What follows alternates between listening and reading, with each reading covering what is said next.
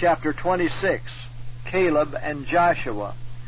The Lord commanded Moses to send men to search the land of Canaan, which he would give unto the children of Israel. A ruler of each tribe was to be selected for this purpose. They went, and after 40 days returned from their search, and came before Moses and Aaron and all the congregation of Israel, and showed them the fruit of the land. All agreed that it was a good land, and they exhibited the rich fruit which they had brought as evidence. One cluster of the grapes was so large that 2 men carried it between them on a staff. They also brought of the figs and the pomegranates which grew there in abundance. After they had spoken of the fertility of the land, all but 2 spoke very discouragingly of their being able to possess it. They said that the people were very strong that dwelt in the land, and that the cities were surrounded with great and high walls. And more than all this, they saw the children of the giant Anak there. They then described how the people were situated around Canaan, and the impossibility of their ever being able to possess it. As the people listened to this report, they gave vent to their disappointment with bitter reproaches and wailing. They did not wait and reflect and reason that God, who had brought them out thus far, would certainly give them the land, but they yielded to discouragement at once. They limited the power of the Holy One and trusted not in God, who had hitherto led them. They reproached Moses and murmuringly said to one another, "This then is the end of all our hopes. This is the land that we have been traveling from Egypt to obtain." Caleb and Joshua sought to obtain a hearing, but the people were so excited they could not command themselves to listen to these 2 men. After they were calmed a little, Caleb ventured to speak. He said to the people, "Let us go up at once and possess it, for we are well able to overcome it." But the men that went up with him said, "We be not able to go up against the people, for they are stronger than we." And they continued to repeat their evil report, and declared that all the men were of great stature. And there we saw the giants, the son of Anak, which came of the giants. And we were in our own sight as grasshoppers, and so we were in their sight. And all the congregation lifted up their voice and cried, and the people wept that night. And all the children of Israel murmured against Moses and against Aaron. And the whole congregation said unto them, "Would God that we had died in the land of Egypt, or would God that we had died in this wilderness? And wherefore hath the Lord brought us unto this land, to fall by the sword, that our wives and our children should be a prey? Were it not better for us to return into Egypt?" And they said one to another, "Let us make a captain, and let us return into Egypt." Then Moses and Aaron fell on their faces before all the assembly of the congregation of the children of Israel. The Israelites not only gave vent to their complaints against Moses, but accused God himself of dealing deceitfully with them by promising them a land which they were unable to possess. Their rebellious spirit here arose so high that, forgetful of the strong arm of omnipotence, which had brought them out of the land of Egypt, and had thus far conducted them by a series of miracles, they resolved to choose a commander to lead them back to Egypt, where they had been slaves and had suffered so many hardships.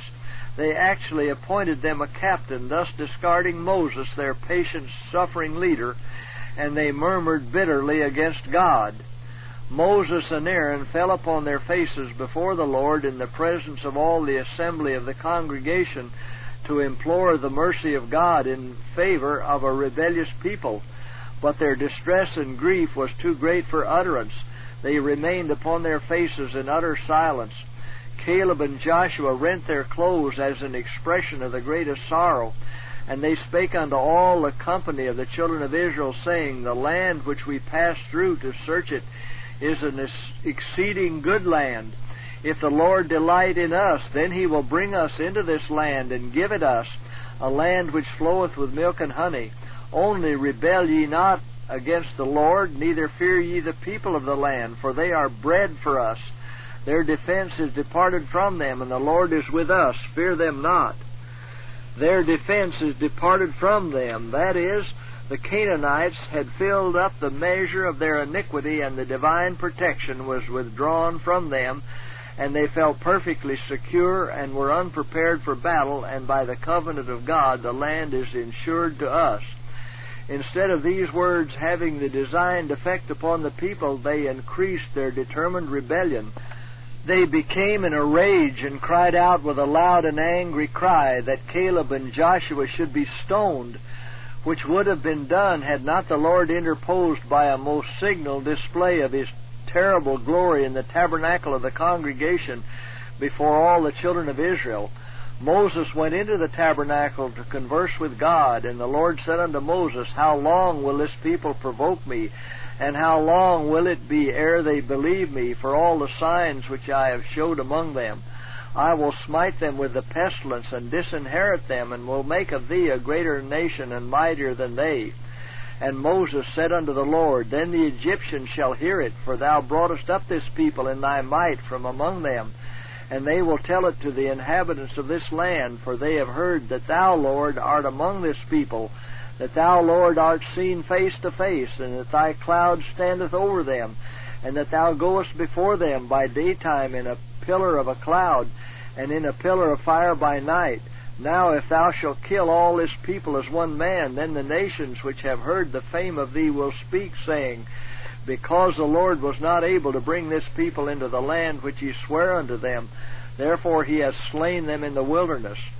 Moses again refuses to have Israel destroyed, and himself made a mightier nation than was Israel. This favored servant of God manifests his love for Israel and shows his zeal for the glory of his Maker and the honor of His people. As thou hast forgiven this people from Egypt even until now, thou hast been long-suffering and merciful hitherto toward this ungrateful people. However unworthy they may be, thy mercy is the same. He pleads, Wilt thou not therefore spare them this once, and add this one more instance of divine patience to the many thou hast already given? And the Lord said, I have pardoned according to thy word, but as truly as I live, all the earth shall be filled with the glory of the Lord. Because all those men which have seen my glory and my miracles which I did in Egypt and in the wilderness, and have tempted me now these 10 times, and have not hearkened to my voice, surely they shall not see the land which I swear unto their fathers, neither shall any of them that provoke me see it. But my servant Caleb, because he had another spirit with him, and hath followed me fully, him will I bring into the land whereinto he went, and his seed shall possess it. The Lord bade the Hebrews to return, and to go into the wilderness by the way of the Red Sea. They were very near the good land, but by their wicked rebellion they forfeited the protection of God. Had they received the report of Caleb and Joshua and gone immediately up, God would have given them the land of Canaan. But they were unbelieving and showed such an insolent spirit against God that they brought upon themselves the denunciation that they should never enter the promised land. It was in pity and mercy that God sent them back by the Red Sea, for the Amalekites and Canaanites, while they were delaying and murmuring, heard of the spies, and prepared themselves to make war with the children of Israel. And the Lord spake unto Moses and unto Aaron, saying, How long shall I bear with this evil congregation which murmur against me? I have heard the murmurings of the children of Israel, which they murmur against me. The Lord told Moses and Aaron to say to the people that He would do to them as they had spoken. They had said, Would God we had died in the land of Egypt, or would God we had died in this wilderness? Now God will take them at their word.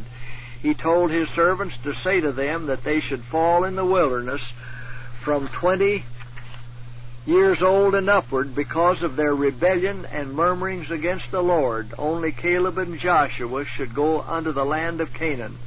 But your little ones, which ye said should be a prey, them will I bring in, and they shall know the land which ye have despised.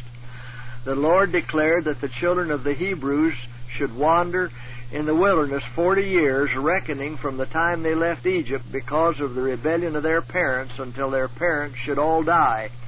Thus should they bear and suffer the consequence of their iniquity 40 years, according to the number of days they were searching the land, a day for a year. And ye shall know my breach of promise. They should fully realize that it was the punishment for their idolatry and rebellious murmurings, which had obliged the Lord to change His purpose concerning them. Caleb and Joshua were promised a reward in preference to all the host of Israel because they had forfeited all claim to God's favor and protection. The Lord sent fire from His presence and consumed the men who had brought the evil report, which made all the congregation murmur against Moses and against the Lord. But Caleb and Joshua lived before the Lord and before the people, which evidenced to them that their report was correct. When the people learned from Moses the purpose of God concerning them, they mourned greatly. Early the next morning they gathered themselves before Moses, all equipped for war, and said, We be here, and will go unto the place the Lord hath promised, for we have sinned. The Lord had said that they should not possess the land, but should die in the wilderness. And if they should go up to battle, they would not prosper, Moses said. Go not up, for the Lord is not among you, that ye be not smitten before your enemies. For the Amalekites and the Canaanites are there before you, and ye shall fall by the sword. Because ye are turned away from the Lord, therefore the Lord will not be with you. But they ventured to go out against their enemies without their appointed leader, and without the ark of the covenant of the Lord. And they were met by their enemies, and smitten, and driven before them. Here the Israelites repented too late, and when God had said they should not go up to possess the land, they were as forward to go as they had been backward before. Notwithstanding the recent murmurings of the Israelites and the declaration from God that they should die in the wilderness, they did not walk carefully and humbly before Him. The Lord had made the case of Miriam a special example of warning to the Israelites. They had seen exhibited upon her the wrath of God because of her jealousy and complaints against His chosen servant Moses. The Lord then told them that Moses was greater than a prophet, and that He had revealed Himself to Moses in a more direct manner than to a prophet. Saith the Lord, With him will I speak mouth to mouth. He then inquires of them, Wherefore then were ye not afraid to speak against my servant Moses? And Miriam became leprous. The instructions given in this instance to Aaron and Miriam were not intended alone for their benefit, but for the good of all the congregation of Israel.